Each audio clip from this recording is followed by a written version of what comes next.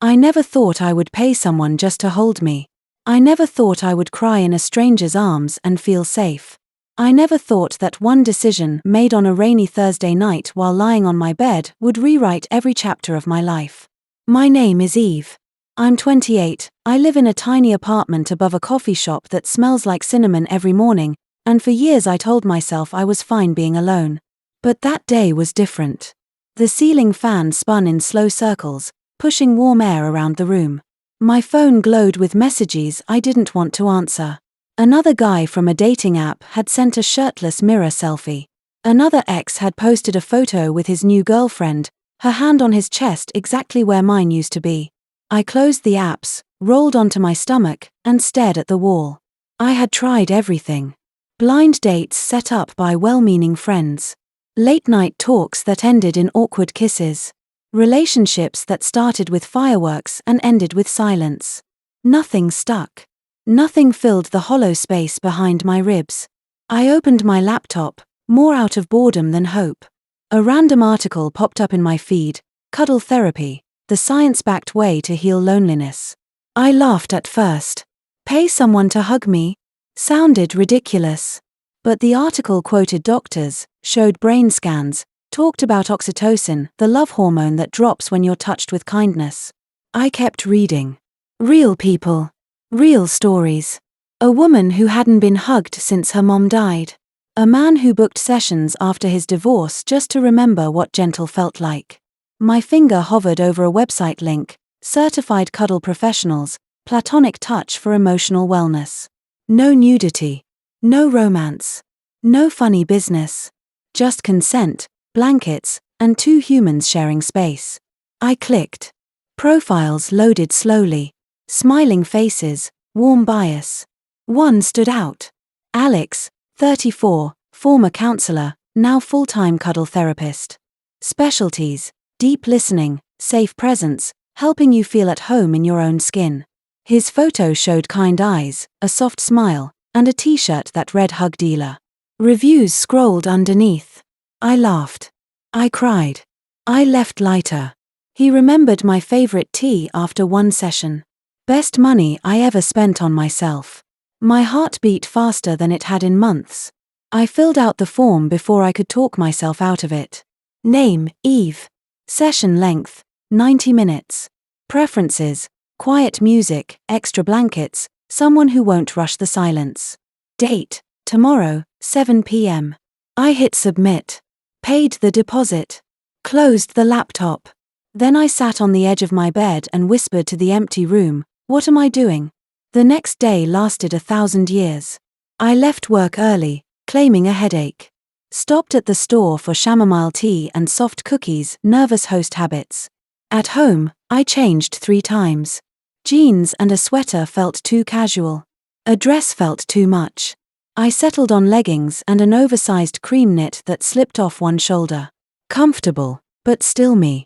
I tidied the apartment like a tornado. Fluffed pillows. Lit a lavender candle. Put on a playlist of ocean waves and piano. By 6:55 I was pacing, barefoot, clutching a mug I wasn't drinking from. The doorbell rang. I opened it. Alex stood there holding a small canvas bag, wearing the same soft smile from his photo. He was taller than I expected, but not in an intimidating way, more like a tree you want to lean against. "Hi, Eve. I'm Alex." His voice was low, steady, the kind that makes you exhale without meaning to. "Hi," I squeaked. Then cleared my throat. "Come in." He stepped inside, slipped off his shoes, and looked around like he genuinely liked my space. "Smells amazing in here. Lavender?" "Yeah. Helps me relax." He nodded. "Good choice." We stood in the hallway for a beat. No awkward rush. He set his bag down and pulled out a folded paper.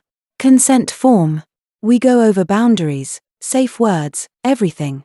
Nothing happens unless you say yes." I skimmed it. Green equals keep going. Yellow equals slow down. Red equals full stop. I signed. My hand shook a little. He smiled. "Want tea first?" We sat on the couch, knees not touching, mugs steaming between us. He asked simple questions. "What brought you here tonight?" What does safe feel like in your body? When's the last time you felt truly held? I answered in fragments. Work stress. Breakups. Nights when the apartment felt too big. He listened like it was the only job in the world. No phone. No glancing at the clock. When I finished, he said, "Thank you for trusting me with that." Then he opened his arms, not wide and dramatic, just a quiet invitation. Ready? I nodded. He scooted closer. I leaned in, his arms folded around me like a blanket that had been warmed in the sun. My cheek rested against his chest. I could hear his heartbeat, steady, unhurried. We stayed like that. 5 minutes. 10. The ocean playlist looped.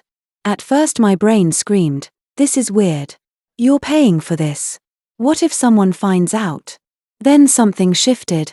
His hand moved in slow circles on my back, the way you comfort a scared child. My shoulders dropped.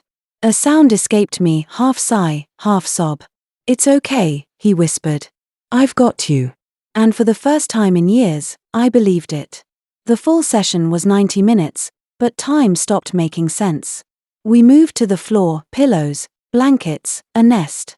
Side by side cuddling. Spooning with me as the little spoon. My head on his arm while he traced mindless patterns on my wrist. No kissing. No wandering hands. Just presence. I told him about my dad leaving when I was 9. About the boyfriend who said I was too much. About the way I apologized for taking up space. He listened.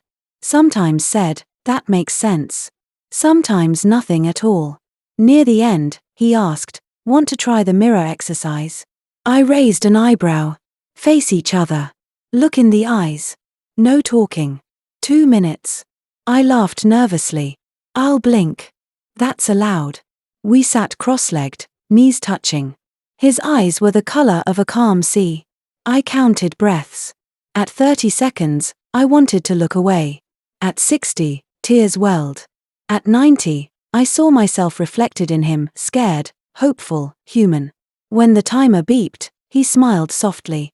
"You're still here. Good job." I laughed through tears. That was intense.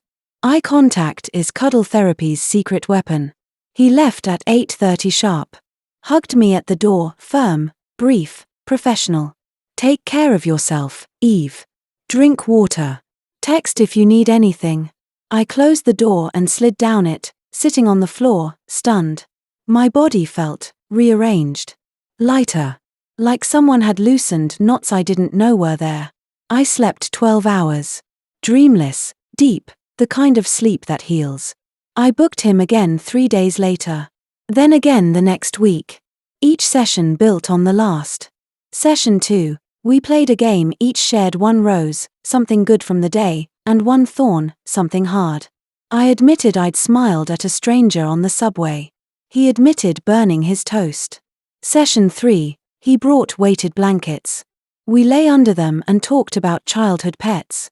I cried remembering my goldfish, Mr. Bubbles, who died when I flushed him too enthusiastically.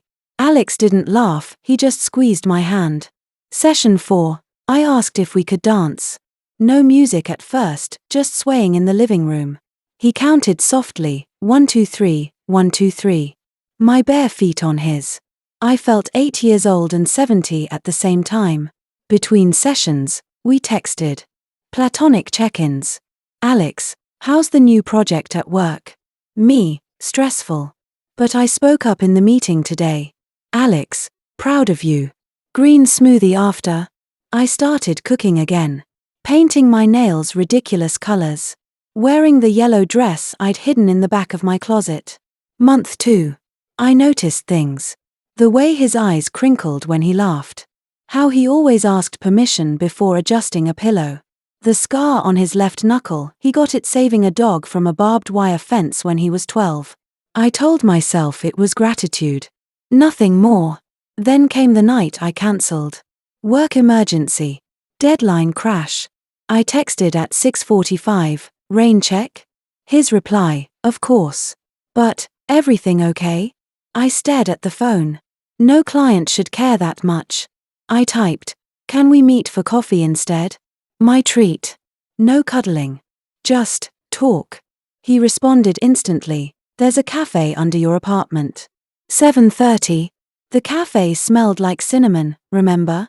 I was already at a corner table, twisting a napkin into knots. Alex walked in wearing a denim jacket, hair damp from the rain. He slid into the seat across from me. Hi, friend. Friend. The word landed warm. We ordered chamomile for me, black coffee for him. I blurted, this is weird. He tilted his head. Which part? Wanting to see you when I'm not paying you. He stirred his coffee slowly. Boundaries are important. But friendship isn't against the rules. We talked for 2 hours. About his mom's lasagna recipe. About my dream to open a bookstore cafe. About the time he got stuck in an airport for 16 hours and made friends with a janitor named Rosa. When the cafe closed, he walked me to my door. No hug. Just a soft, text me when you're inside. I did. Then added, thank you for tonight. Alex, anytime, Eve. The sessions continued, but the lines blurred gently. One night, mid-cuddle, with the hum of rain tapping softly against the window, I asked the question that had been living in the back of my throat for weeks. What happens when clients get attached? His chest rose and fell beneath my cheek.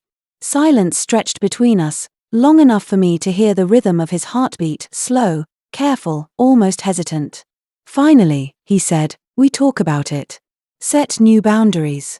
Sometimes, end the professional relationship. The words hung heavy in the air. I swallowed. And if the therapist gets attached? Another pause. A deeper one. Same rules apply, he whispered. I turned slightly, so that our noses were almost touching. I could feel his breath warm on my lips. What if we both want more, but off the clock? His eyes searched mine, gentle, uncertain, electric. Then we stop the sessions, he said. Start fresh. Coffee. Walks. Real life. I whispered, green. He smiled, slow and certain. Green. The next morning, we ended the professional arrangement. It felt strange, closing a door that had once held safety, only to open another that promised something terrifyingly real. Our first non-session date was at a farmer's market on a sunlit Saturday. He bought me a sunflower the size of my head. I bought him a honey stick that dripped golden syrup onto his fingers. We walked for hours, talking about everything and nothing, until our feet ached and our cheeks hurt from smiling. Second date, a picnic in the park. I burned the sandwiches. He ate every bite, claiming they had character, and laughed so hard his eyes crinkled. Third date, bookstore crawling. I read him poetry in the dim back corner while he pretended to understand metaphors about pomegranates and souls. He didn't need to understand, he listened like every word mattered. Fourth date, cooking together in my kitchen. The flour fight started accidentally, but ended with us breathless, laughing, covered in white dust. For the first time in years, my laughter didn't sound forced. It was free. 3 months later, we were official. Labels and all. His toothbrush lived in my bathroom. My fuzzy socks lived in his laundry. Friends asked how we met. We had a script. A mutual friend introduced us. Close enough. One night, lying in bed, our bed now, I traced the small scar on his knuckle. Tell me the truth, I murmured. Was I just another client to you? He rolled to face me, eyes soft and unflinching. You were never just anything. From the first hug, I knew you were different. I smiled, teasing. Sappy. He kissed my forehead. Get used to it. A year later, on the anniversary of that first rainy Thursday, we stood in the same apartment, now painted soft sage, fairy lights draped above the couch. Alex dropped to one knee, his hands trembling. Eve, he said, voice thick with emotion, you taught me that home isn't a place. It's a person. Will you build one with me? I cried so hard I couldn't get the word out at first. Then, through tears and laughter, I said yes. We got married on a cliff overlooking the ocean. The wind tangled my hair, the waves roared like applause. I wore a simple lace dress. He wore his old denim jacket from our coffee date, now patched at the elbow. Sarah, my best friend, gave a toast. To the girl who booked a cuddle and found a forever. The crowd laughed. Only we knew the full story. 2 years later, we opened a wellness studio together, Haven Hug Therapy. Certified. Professional. Platonic. The irony still makes us smile. Every evening, after the last client leaves and the soft lights dim, Alex locks the door, turns to me, and opens his arms. No timer. No consent form. No boundaries. Just us. I step into the hug that started it all, my cheek against his chest, his heartbeat steady and unhurried beneath my ear. And I whisper, green. He smiles into my hair. Always. That word, simple, quiet, means everything now. I had never known love could feel like safety. That joy could grow from stillness. That a single paid embrace could blossom into a lifetime of warmth. That night changed everything. And because of it, every day after has felt like a new beginning.